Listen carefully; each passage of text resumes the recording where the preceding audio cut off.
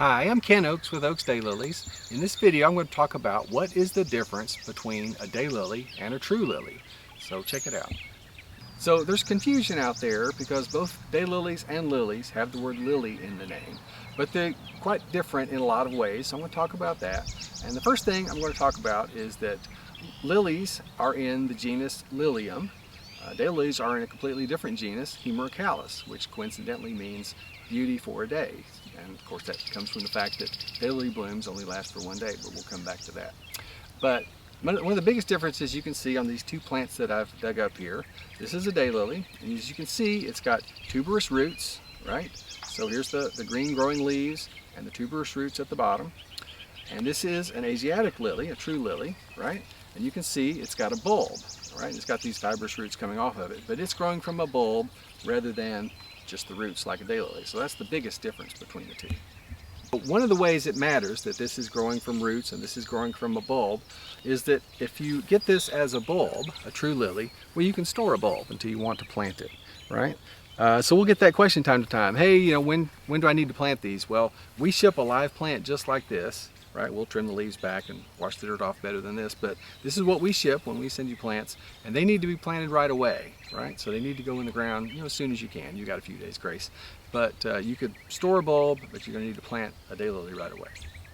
All right, so another difference between true lilies and daylilies. True lilies are going to have one stalk. You see the one stem coming from the bulb right there? And then daylilies may have multiple bloom stems, are called scapes on a daylily.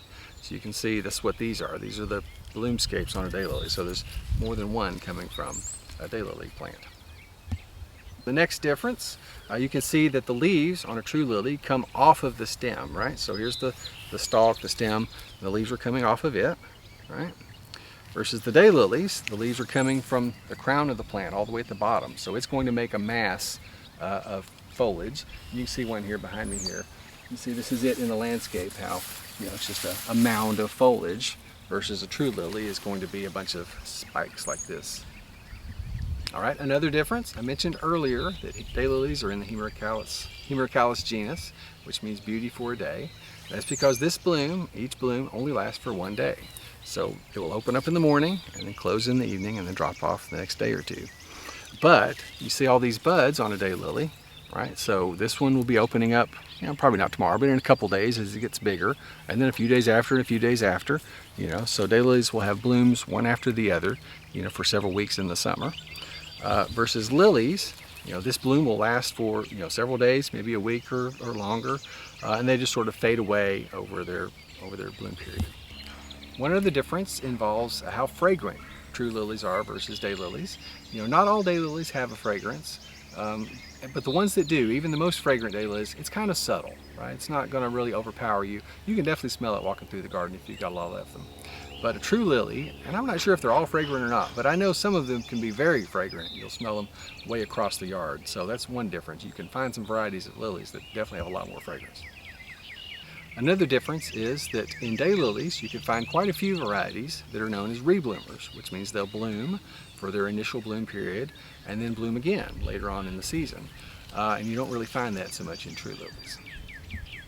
So I happen to be holding a true white true lily, which got me to thinking one other difference between true lilies and daylilies is there are a lot of near white daylilies, but probably not any that are quite as white as this. So this is about as white as you're going to get in a daylily, and definitely from a distance it looks white and it's pretty close, but it's not as white as you're going to get in a true lily.